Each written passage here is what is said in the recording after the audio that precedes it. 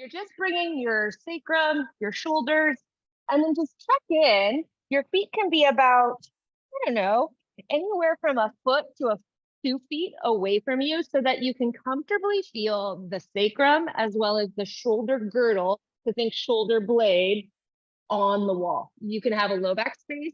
And if you bring your head back and it feels like your throat is overexposed, go ahead and just float that head off.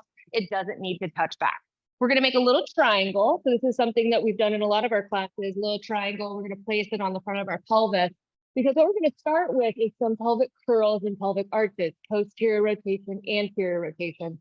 So the first one is we're going to start to posteriorly curl your pelvis. So the thumbs are getting closer to the wall and the pubic bone is getting further away from the wall. And I just want you to stay here and breathe for a second. And notice if you pulled your pelvis off the wall, see if you can bring it back, or you're using a lot of glute to get you into this place. See if you can relax it, right? Because a pelvic curl is an absence of all that glute health and an absence of that butt lifting. Now we're going to come back into the neutral. Let's actually walk our legs together so your inner thighs touch.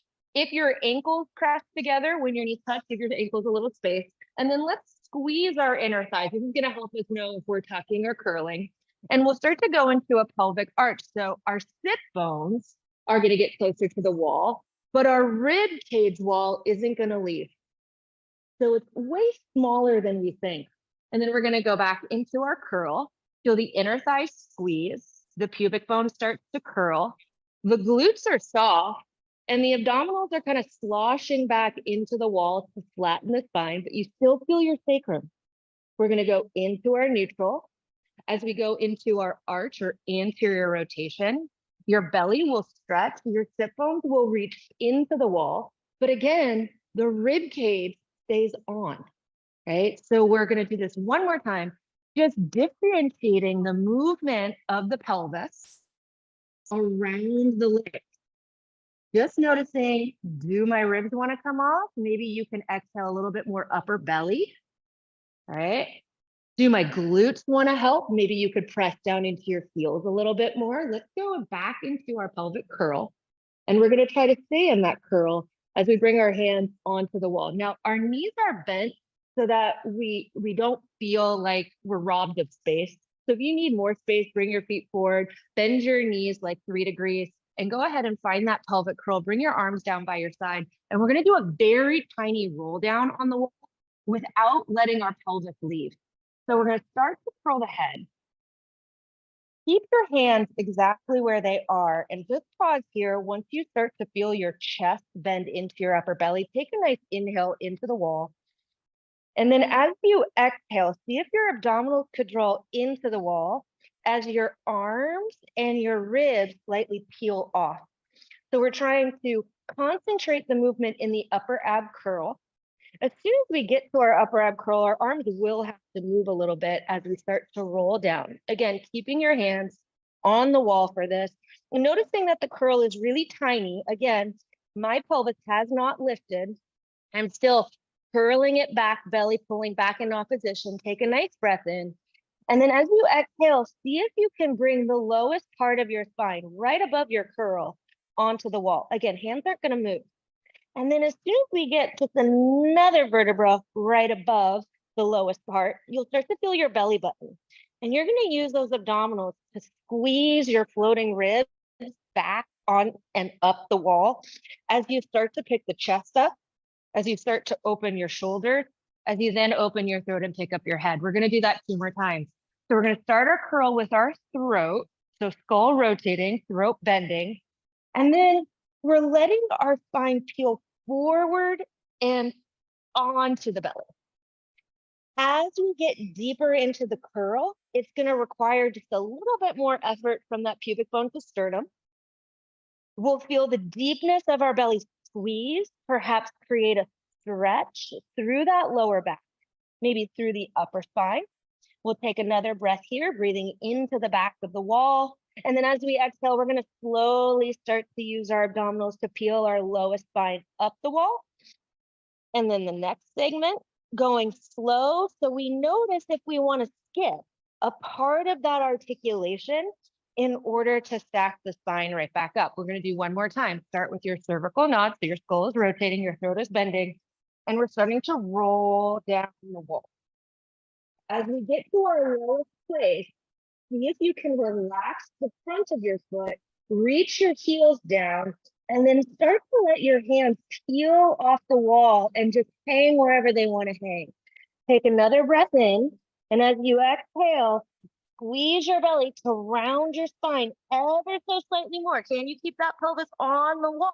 Can you open up somewhere tight in your back and then start to roll yourself right back up? If bringing your hands onto the wall was helpful, you can do that. Or you can let them dangle in front of you so that you have to bring a little bit more awareness to the connection of your arm into your shoulder girdle as you use your belly to stack yourself right back up. Hands will go onto the wall. Once you're up, you'll take a step back and you're going to push yourself off the wall and turn around for a shoulder stretch. So hands are going to go shoulder height. I'm starting just completely upright with my arms straight, and my feet are now sit bone width apart. We're going to start with your head curl, and then we're going to take one step back, another step back, pause, feel your palms push, let your shoulders relax out of your neck, and we're going to do that again. I'm going to take another step back and then another step back. Now my head isn't hanging, my ears are above my biceps, but I want to create a stretch in my shoulder without hanging in my belly or my neck. So I'm going to start to reach my tailbone back, maybe bending my knee. I'm going to press the heel of my hand forward as my tailbone reaches back, breathing into the back of the body, exhaling up into the front of the body. I'm pushing in opposition, not to hang in my armpit, right? But to feel the stretch through the side of the armpit, through the upper spine, maybe through the back of the sit bone. Take a nice breath in. As you exhale, you're going to curl your pelvis. So you're curling your pelvis around the back of your leg to start to stand up and slowly walk forward until you arrive right underneath your shoulders, okay? So oftentimes when we go into this stretch, we end up hanging in our arms, so the back of the shoulder joint is compressed. So we're going to use our belly to hold up our ribs so that we do open up the thoracic spine and the shoulder girdle. Let's go again. You're going to start to curl your head. You'll take one step back, another step back, pause, push the palms into the wall, and then take another step back, one more step back. Maybe you bend the knees, maybe you keep them straight, but the heel of the hand is pushing forward as your sit bones and tailbone are reaching back. It takes a lot of effort in your upper belly to hold those ribs up so that the back of the rib cage open, the armpit open, and then we'll curl the pelvis. We'll start to walk ourselves forward to stand up nice and tall. Nice big breath in. One more time. Exhale, you'll start to curl your head. Take a step back, pushing into the wall. Take another step back, pushing into the wall. Now, as the heel of the hand goes into the wall, even though the arms and palms aren't going to move, you might think of spinning the pinkies to the side and the thumbs to the ceiling to allow for a little external rotation in that arm, so that as you push the palms away and you reach the tail away, right, you can start to get a little bit more sense of the arm inside the shoulder joint. Take another breath in, and then curl your pelvis, start to walk yourself right back up. Now, take your arms out, face me. So everyone might be on a different side. My right side is facing the wall. So if you have a different side, I'm just going to talk to the wall, away from the wall. You'll be in your Pilates V. Your hand is going to be right next to you. So we're going to open up the chest. I've got about, a half bend in my elbow. And I'm going to just take my hand on the side body closest to the wall. I don't want this side body to get bigger or shorter. Realistically, it might get bigger than the side away from the wall. So imagining I have little suspenders, and at about a 45-degree angle, I'm going to slowly start to walk my fingers up and slightly back. About halfway, my elbow will still be bent, and I'm just going to pause. I'm going to take a nice breath in. As I exhale, I've got a shortening of the side closest to the wall. And then I also have my hip away from the wall that's energetically pulling forward to square my pelvis off. And I'm going to walk my fingers a little further away. Take a nice breath into the chest.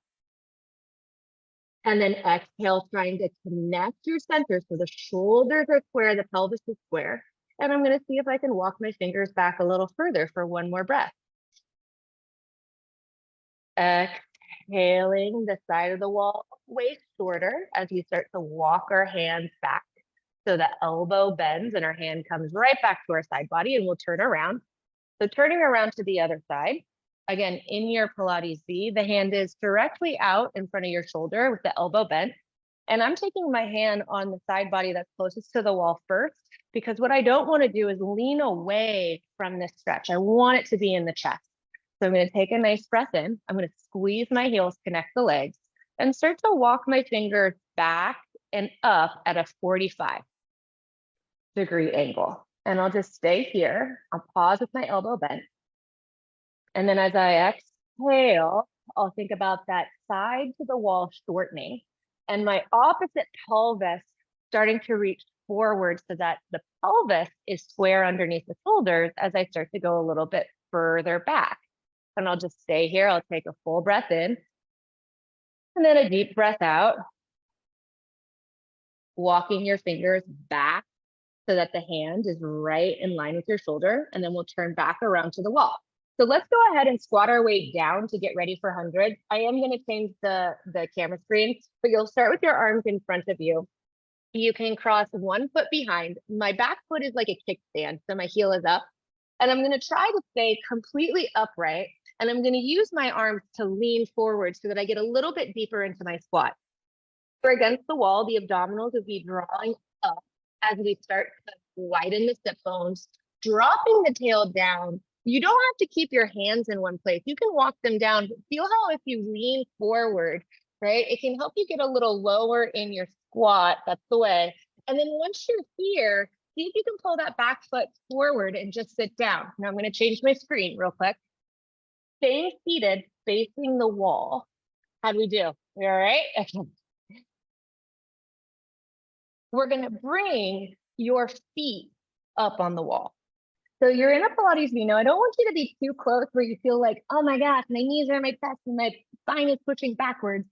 So give yourself enough space where you can bring your feet onto the wall, sit up and hold behind the back of your leg.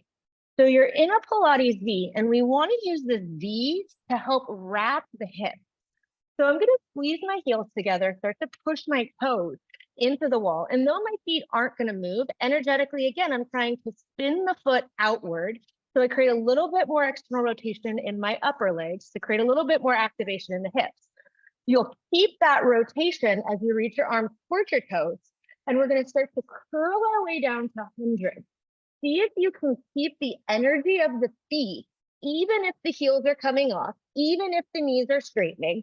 Keep spinning the toes away to squeeze the heels in to connect those inner thighs. Once you come to the tips of your shoulder blades, just start to pump your arms up and down. Pump them on top of your legs today, not down by your sides. Pump them up and imagine the fingers reaching towards the toes, the hands a little bit more narrow to stay in the midline of your body. We're going to breathe in and we're going to breathe out. Now, if you are on the wall, you're not tucking, but you are scooping that pelvis back into the curl of your rib cage so that when you reach your arms forward, you can open up the small of your back. You can open up in between your shoulder blades. You're going to take two more, keep asking for it. And then no surprises here. We're going to try to stay in the curl and we're going to roll ourselves up. So you can start to soften your knees. You can reach your heels back into the wall. You can hold on behind the back of your leg to come all the way up and then just place your feet down. Okay, we survived. Okay, so traditionally in our mat work, our roll up is done with a strap and it goes over our ankle. So then those hard moments, we could flex back into it and it can give us leverage to connect into our belly. We're gonna try to press down the wall today. So starting with your knees bent, again, you can have not too bent of a knee. You wanna be able to sit up straight. The heels are off the baseboard. The ball of the foot is on the wall. I have my heels on a mat. And then what I'm going to do is I'm going to sit up straight. Imagine like the most beautiful view is in front of you. I'm personally in the Eastern Sierras, so I'm looking at Lake Convict right now. And what I want to do is I want to sense my feet trying to pull down the wall. And you might not be able to do it hard. The quads might grip, but what if you could pull down the wall and get a little sense of the hamstrings on? Maybe it's a light press, but not too much that pushes you backwards. But I'm going to go down the wall so my heels are heavy. And I'm just going to start to tip back, but I don't want to take my view off of this beautiful alpine lake. As I start to tip back, notice if the knees want to straighten. And what if the heels could dig down so the knees could draw up so that you could just rotate your pelvis around the head of your femur. Good. Now we're going to come halfway back. You're going to take an inhale. Keep looking at your view. And as you exhale, what if you could pick your back of your rib cage up, wrap it up and over your belly so that your spine stretches as your belly squeezes and takes you forward. In this version, we're going to sit right back up again, and we're going to do that one more time. Beautiful view. Maybe it's sunset, maybe it's dusk, I don't know, but we're going to start to tip our pelvis back again. And you're trying to have a sense of the weight in your feet. As we go further back, our knees are going to want to do things for us. What we want is to use our hip extensors to tether the pelvis or to tether the legs so that the pelvis has something to pull back again. From here, we take a breath in, exhale, we curl ourselves forward. Okay. 3 normal roll-ups with your arms coming back. You can keep your knees bent or you can straighten them. I'm going to keep my knees bent most of the time. So I'm going to start here with my arms shoulder height. Again, I'm looking at the horizon. I'm looking at my view. I'm going to start to tip myself back. As I get further back, I'm asking my heels to try to get heavy. I'm trying to think, oh, my inner thighs are even anchoring down. My sit bones are anchoring down. Then my belly can pull me and smear me back. See if you can keep your lowest ribs on the mat as you stretch just your armpits back. So we already did this standing. We pick our arms up. You curl through the frame of your windows. Now, what if you could curl forward and you could keep your arms shoulder height so that you had to round into your arms as you came further up? Nicely done. Nicely done. And then we get to go again. Heavy heels, rotating that pelvis. Great. All right. The heavier the heels. Now, this is not true for everybody. You might feel that you want to push your heels. Just be careful that you don't overpower by pushing your spine, but sometimes pushing is better than pulling. So if that's you, experiment with that. Now, as the arms come up overhead, we're keeping our spine with the support of our belly, still honoring our curves on the ground. And then we're going to curl right back up, rounding forward. Flexing your spine, bending your knees if you need. One more time. Inhaling to start your roll back. Excellent. Using your feet, either pulling down onto the mat with your heels, maybe pressing gently through all toe tips, coming all the way down, letting your abdominals stretch up as you open your armpit. And then as you bring your arms back, feeling your arms on the mat, so then you articulate the spine as you curl forward. Nicely done. Nicely done. Rolling all the way down, taking your feet a little higher, lying on the mat. Now, if we have a tendency to like kind of hang out or hyperextend the knee, you might want to have a little bit of degree of knee bend, but we're in parallel now. Inner thighs are squeezing. Again, if your ankles touch as you're before your knees, give your feet space and squeeze your inner thighs. We're going to take our hands back onto our pelvis, and we're going to try to find stillness in our pelvis, as well as a little work in the back of our hamstring. So I'm starting with my right foot, and I'm trying to lightly squeeze my heel into the wall. And it's light. If I push, I might drop down on my knee or push my spine back. It's just a light little press, trying to use that heel squeeze to wake up the back of my hamstring. Now, as my heel presses, I'm going to slowly peel my left foot off the wall, bending the knee in, flexing the hip. Pelvis isn't changing. Connection of my bottom leg onto the wall isn't changing. And then I'm just going to give this a nice little hug, slide my hands behind the back of the leg, and then inhale, start to lift my left leg up. So my leg is up. I'm going to flex my ankle, point my foot, and flex it and point it 2 more times. Then you'll circle your ankle 3 in each direction. After you finish, you'll arrive with your pointed foot. Arms will be by your side. Okay. Leg is up towards the ceiling. Now, the circle is all about what's not moving today. As we take our leg across the body, our pelvis wants to stay very still. We're trying to feel the heel in the wall, the toes in the wall, especially as we circle down out to the side and right back up 4 more times. Inhaling and exhaling. So even if the leg that's moving starts to get a little lower, or the circles get a little smaller, that's kind of the point. What we want to feel is the stability of the bottom heel, which in a classical mat, we would be flexing underneath the strap, creating a lot of stability through that right side body. One more time before we reverse. But when we don't have feedback, we tend to rock a little bit more in our pelvis, which takes the articulation away from the moving hip. Nice big breath in to go out to the side. You're going to do more. Exhale around the neck. Let's just do more a little faster. Inhale out to the side. Keep your brain on your foot in the wall. Last one. Giving it a little circle and around, and then bend your knee. Give it a little hug, and then place that foot onto the wall.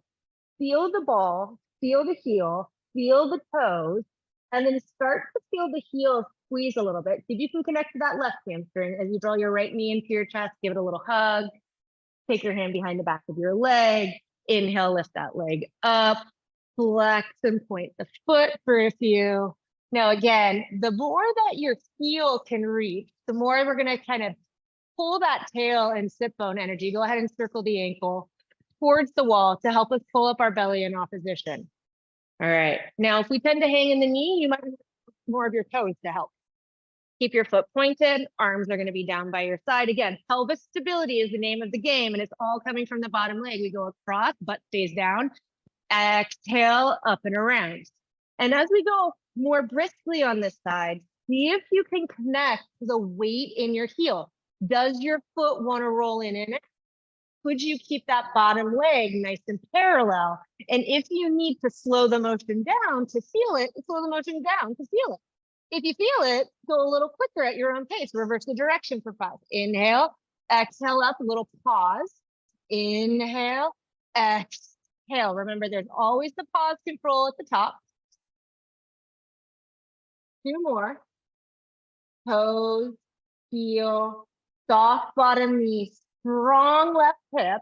Draw your knee into your chest. Give it a nice little hug. Pull your